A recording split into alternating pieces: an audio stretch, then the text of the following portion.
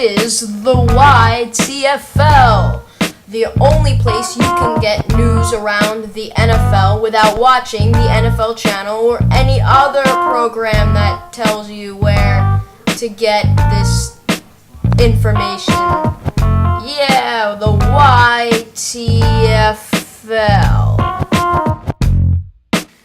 Hello and welcome to the YTFL, the YouTube Football League. I'm Ryan, but sadly my counterpart Max cannot join us on this podcast. He wasn't available. So it will just be me giving you the latest news and updates. This is a special 9/11 edition. This was done Sunday morning. And I will have this up and posted before the 1 o'clock games, because I'm going to talk about them. I will now be doing, I might have mentioned earlier, or at least I knew I was doing them. I was planning to do 4 per week, but now that school started, it's a lot harder to fit them into my schedule. So I'm actually going to be doing a Thursday episode and a Sunday episode. Thursday episodes basically talk about Sunday games, and Sunday episodes basically talk about what I think and Max thinks should happen in the games. And maybe if there was a Thursday game, we talk about the Thursday game, like today's episode. Anyways, speaking of Thursday night games, Saints versus Packers. Amazing game. Awesome game. 42-34 Packers. Saints even had a chance to score a touchdown to go for a 2-point conversion to tie up the game. Awesome game. But Packers obviously have shown that wasn't just a one-year miracle last year, and they're coming out strong. They look like a dangerous team. More good games. At 1 o'clock, surprisingly, Steelers versus Ravens, one of the biggest rivalry in the NFL. More 1 o'clock games are Lions versus Bucks, sure to be a good game since the two teams are kind of even. Colts versus Texans, the division rivalry, and Eagles versus Rams. Monday night, Patriots versus Dolphins, and Sunday night game, which is tonight, Jets versus Cowboys at 8:20. Woohoo! So why don't we get started on the stories? Michael Lombardi's bold predictions. One of his predictions is that the Redskins will win their division. Most people are laughing at my pick of the Redskins to win the NFC East, but I gave it great thought, did my research, and did not simply just throw it out for effect or to be called an idiot by my Twitter followers. Here are my reasons for thinking the Skins can go from worst to first in the East. The Redskins play the 29th easiest schedule in the league, facing only 5 playoff teams from 2010.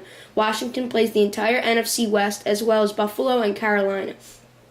Washington actually played better on the road last year, winning 4 games versus just 2 at home.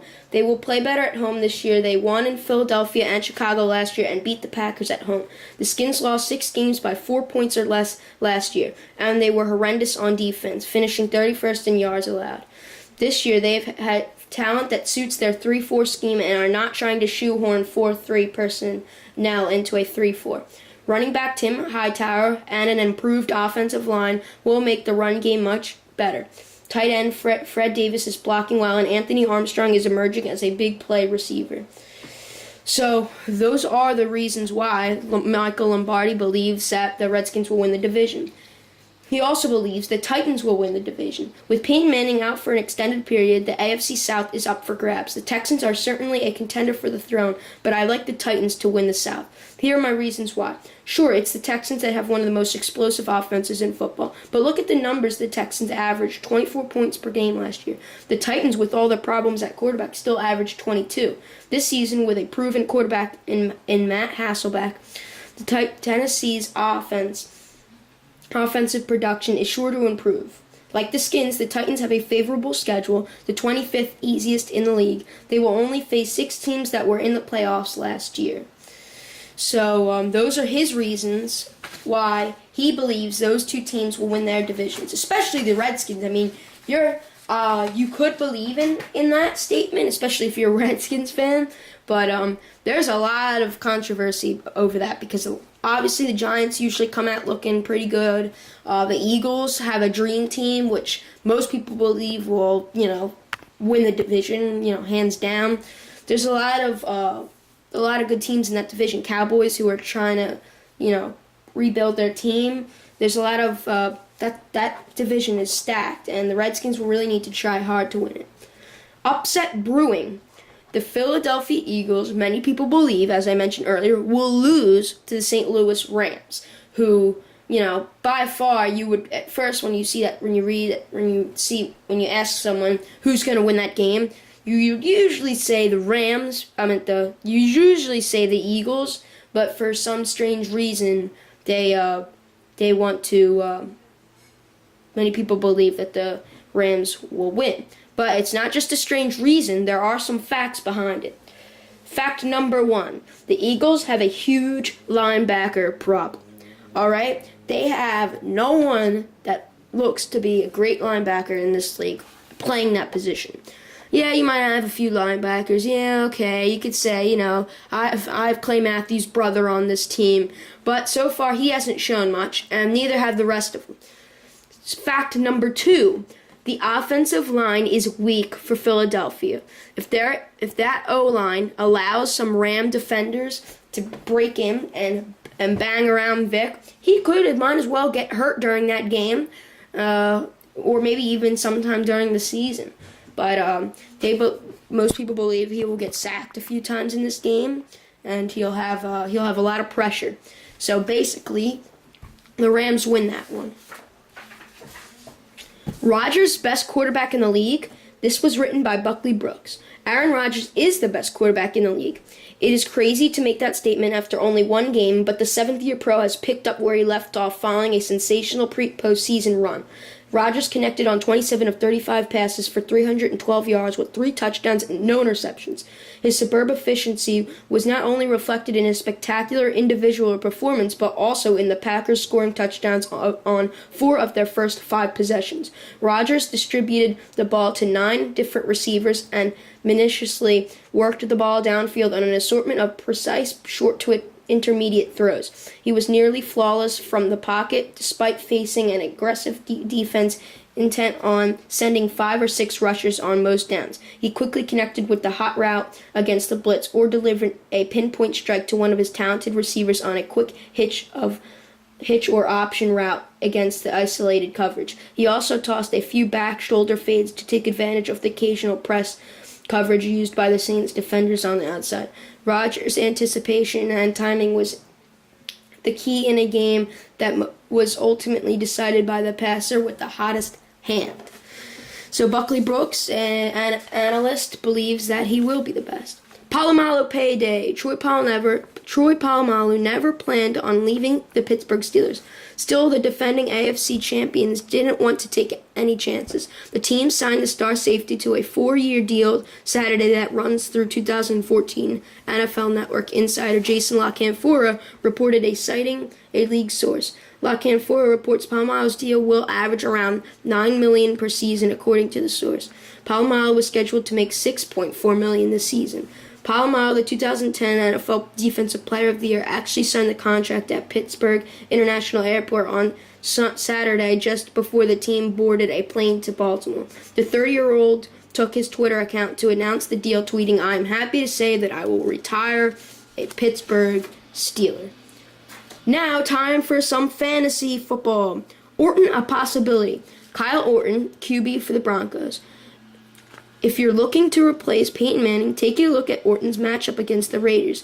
Their defense allowed the 7th most fantasy points to quarterbacks last season, and that was with cornerback Nnamdi Asomugha in the mix. Without him, Orton could have a solid stat line for the Broncos and fantasy leaguers. So Michael Fabiano, fantasy football expert, is basically telling you right now to start him because he will get some big numbers. More surprising people to start, such as Beanie Wells. This is what Fabiano's opinion is. It's time to jump on Beanie's bandwagon. As the Cardinals' number one runner has a fantastic matchup against a Panthers defense that allowed more than 22 fantasy points per game to backs in 2010. With no one else to steal carries, Wells will be in a great position to succeed. Consider him a solid number 2 back across the board. Some quarterbacks to start as well as Matt Schaub, Eli Manning, Josh Freeman, Tom Brady, and Mark Sanchez due to the Cowboys' weak secondary. How about that Marquise Colston hurt? Well, folks, we now have the first major injury of the 2011 NFL season. Fox Sports insider and NFL Network contributor Jay Glazer reports that Marquise Colston suffered a broken collarbone in Thursday night's loss against the Green Bay Packers and will miss 4 weeks. I wouldn't drop the veteran wideout out of Hofstra as long as I had the roster space, but this is another reminder of Colston's increasing lack of durability. Remember that this is the same player who was coming off multiple knee surgeries and was a risk at coming into the season, even before breaking his collarbone. In his absence, I think Robert Meacham will be the biggest beneficiary. The Tennessee product, who was in a contract year, went for 70 yards and a touchdown in the opener. With Lansmore also injured, Meacham is in the line to see more consistent targets. He's still a free agent in over 40% of NFL.com league. I also expect Devery Henderson, a free agent in 87.4% of leagues, to be a popular name on the waiver wire. Tight end Jimmy Graham, who caught a touchdown in the opener, will also see more targets. So, speaking of Packers Saints once again, why don't we take a look at those highlights? Amazing game. Amazing game. Darren Sproles still proved that he's had some juice left. Now playing for New Orleans. Marquise Colston getting totally beaten up in that game, with a broken collarbone. So many big plays. I mean, it came down to the last little bit to that. That was just amazing. That was just an amazing game. I can't. It was just awesome. It was just awesome. It was awesome. All right, now it's time for my awards. Even though Max isn't here and he can't give his award, I will still give awards. My first award goes out to Drew Brees, who passed for over 400 yards on that Thursday night game. If you're watching the highlights right now, you'll see he made a lot of big plays and a lot of bombs, and he just had an awesome day. He passed for 400 yards.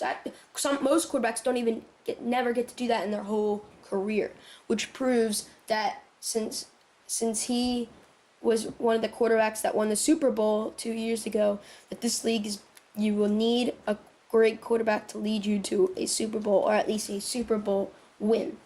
My next award goes out to the opposing quarterback, Aaron Rodgers, who was the second quarterback in NFL history to throw 3 touchdowns in the first quarter in the first game of the season.